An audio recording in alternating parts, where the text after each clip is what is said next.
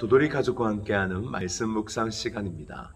오늘도 주님께서 말씀을 깨닫는 지혜와 기도응답의 축복으로 함께해 주시기를 주님의 이름으로 축원을 드립니다.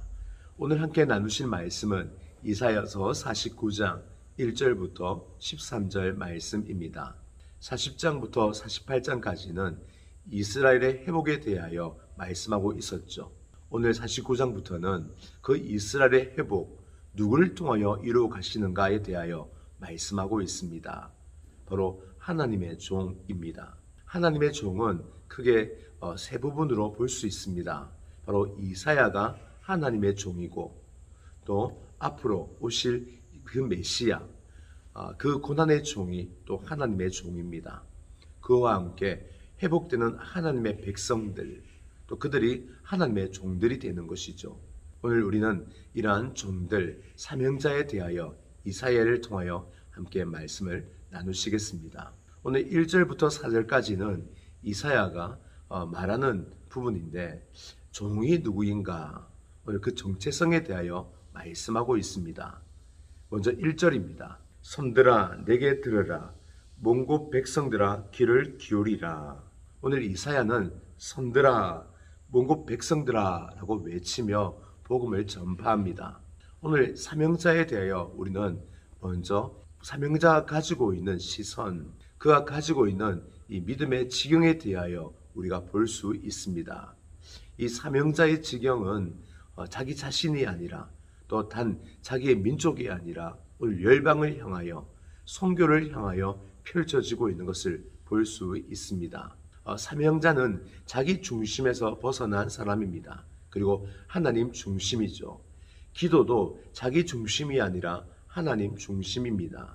우리가 기도할 때 보면 나를 위해 기도하죠. 나의 필요, 또 내가 부족한 것, 또 나의 당장 급한 일들, 아니면 조금 더 벗어나서 나의 가족, 내가 알고 있는 지인, 이웃들, 이 정도가 우리가 보통 기도하는 내용입니다. 그러나 사명자는 이 지경을 더 넓혀서 열방을 향하여, 선교를 향하여, 또 미종족 전도를 위하여 기도하는 것이 바로 사명자의 기도인 것이죠. 왜냐하면 사명자는 자기 중심이 아니라 하나님의 중심, 하나님의 필요, 하나님의 마음, 그분의 일하심을 보며 기도하는 자들이기 때문입니다. 저와 여러분이 무엇보다 기도의 지경을 넓힐 수 있기를 주님의 이름으로 축원을 드립니다. 우리나라가 이렇게 경제적으로 잘 살고 교회가 부흥한 이후에는 이 미국이라는 이 나라를 무시할 수 없습니다. 예전에 해용조 목사님이 미국 어느 교회를 갔었는데, 아니 그 교회에 갔더니 담임 목사님이 당신이 꼭 만나야 될 사람이 있다고 이렇게 이끌었습니다. 아니 그런데 누구냐면 60년 동안 바로 우리나라를 위하여 기도한 할머니였습니다. 그분은 6.25 때 전쟁 고아를 보면서 하나님, 저 나라 불쌍히 여겨주십시오. 저 나라에 저런 고아들이 없도록 해주십시오. 그리하여 하나님, 저 나라에도 교회가 세워지게 하시고 믿음으로 하나님의 이름으로 부흥하는 나라가 되게 해주십시오 라고 기도를 했답니다. 하용조 목사님의 말에 의하면 그분을 딱 만나는 순간 정말 저분은 한국을 사랑하는구나, 정말 한국을 마음에 품고 있구나 라는 것을 느꼈답니다. 그와 함께 우리나라가 경제적으로 잘 살게 된 것, 그리고 교회가 부흥한 것은 바로 저분의 기도 때문이었구나 라는 것이 그의 전 마음에 울림이 되었다고 합니다. 또한 우리가 선교지에 가서 복음을 전파하지 못한다 하더라도 우리 마음속에 한 나라 한 민족 우리가 품고 기도할 수 있는 저와 여러분 되시기를 주님의 이름으로 축원을 드립니다. 오늘 또 이 사명자에 대하여 얘기합니다. 여호와께서 태에서부터 나를 부르셨고 내 어머니의 복중에서부터 내 이름을 기억하셨으며, 사명자는 바로 하나님의 선택으로 되어진 사람입니다. 따지고 보면 우리 모두 다 사명자죠. 즉 하나님께서 우리를 낳으실 때에 우리 모두에게 사명을 주셨고 그 사명으로 우리를 부르신 것입니다. 그런데 오늘 태에서부터 우리를 부르셨다라고 하는 말에는 하나님의 부르심에는 우리의 재능, 능력, 기질, 이러한 것이 그렇게 소용이 없다라는 뜻입니다. 하나님께서 태에서부터 우리를 부르셨다는 것은 우리의 모든 것을 아시고 또 앞으로 주어질 이 환경을 다 아시고 우리를 부르신 겁니다. 우리가 사명을 받을 때에 보면 거부를 하는 이유 중에 능력이 부족해서, 재능이 부족해서 나는 아닙니다, 못합니다 라고 하는 경우가 있죠. 모세처럼 말입니다. 그러나 여러분, 하나님께서는 이미 태에서부터 우리를 부르시고 우리를 작정하신 것입니다. 따라서 이 사명자라는 것, 내 기준으로 바라보는 것이 아니라 하나님의 부르심이 있나 없나 이것으로 따져야 되는 것이죠. 그러나 여러분, 저와 여러분은 부르심이 있는 사람들입니다. 다만 우리가 발견하지 못하고 그것을 느끼지 못할 뿐입니다.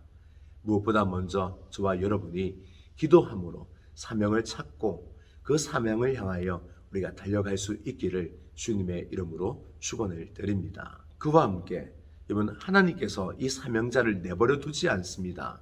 오늘 2절에 보시면 내 입을 날카로운 칼같이 만드시고 나를 그의 손 그늘에 숨기시며 나를 갈고 닦은 화살로 만드사 그의 화살통에 감추시고, 하나님께서는 우리를 사명자로 부르시고 훈련을 시키신다라는 말입니다. 저와 여러분이 사명이 있기에 하나님이 우리를 훈련시키십니다. 그리하여 날카로운 칼로 그리고 갈고 닦은 화살로 우리를 만드시죠. 어디서 만드실까요? 바로 우리의 일상을 통하여 만드십니다. 우리가 사람을 만나고 일을 하고 또 우리가 어려움을 겪고 갈등을 합니다. 그 모든 일들이 하나님이 우리를 훈련시키는 훈련장이 되는 것이죠. 따라서 어려움이 닥쳤을 때, 내게 좀 안 좋은 일이 생겼을 때, 그러나 그것은 바로 우리의 훈련을 통하여 하나님께서 성숙시키시고 사명자로 만들기 위한 재료와 자원이란 사실을 우리가 잘 알아서 우리에게 주어지는 불우한 환경, 때로는 참 우리를 힘들게 하는 여러 가지 조건들, 오히려 감사와 찬송으로 받아들일 수 있는 저와 여러분 될 수 있기를 주님의 이름으로 축원을 드립니다. 훈련 없이는 사명자가 될 수 없습니다. 모세도 전반부 40년에서는 왕궁에서 훈련을 받았고 또한 후반 40년은 광야에서 훈련을 받았습니다. 훈련 80년이 있었기에 40년 하나님께 쓰임받는 사람이 된 것이죠. 우리가 바로 이렇게 훈련을 통하여 쓰임받는 사명자가 되는 것입니다. 칼이 항상 칼집에 나와 있는 건 아닙니다.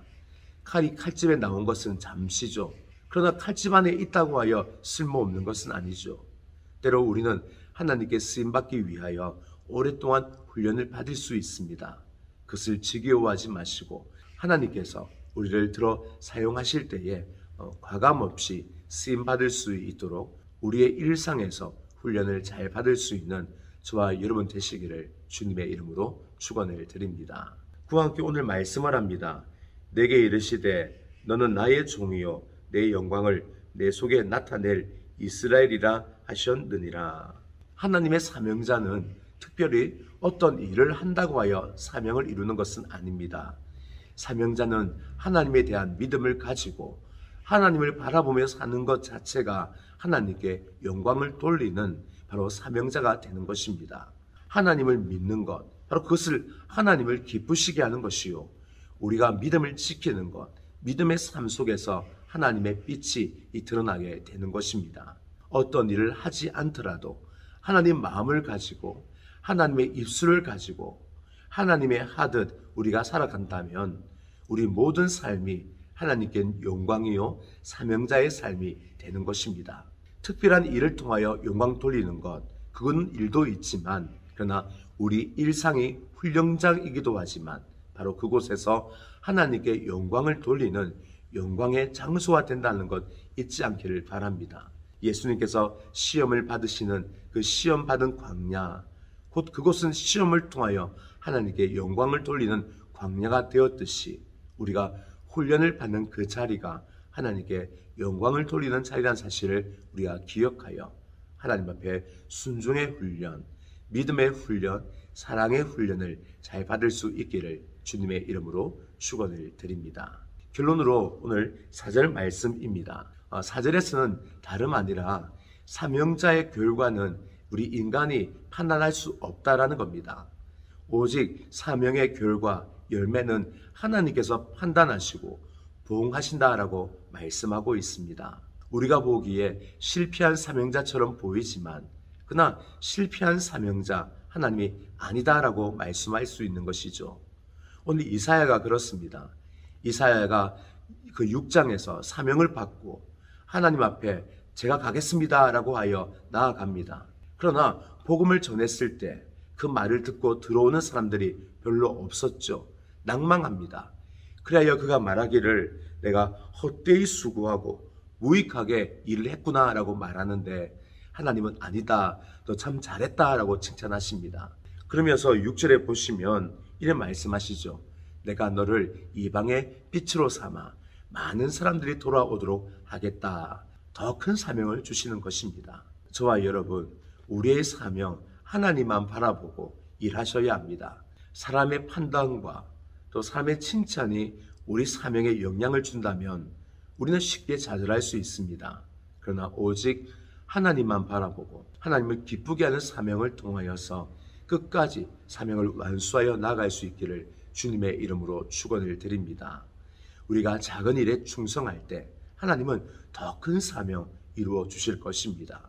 오늘 저와 여러분 하나님 앞에 부끄러움 없는 사명으로서 우리가 사명의 지경을 넓히고 그리하여 선교 열방을 향하여 우리가 기도로 눈물 흘릴 수 있고 또한 믿음의 삶을 통하여 우리가 하나님께 영광을 돌리는 사명자가 되시며 하나님께서 칼을 들어 사용하듯 우리를 들어 사용하실 때에 우리가 잘 준비되어서 하나님께 큰 쓰임 받는 저와 여러분 될 수 있기를 주님의 이름으로 축원을 드립니다.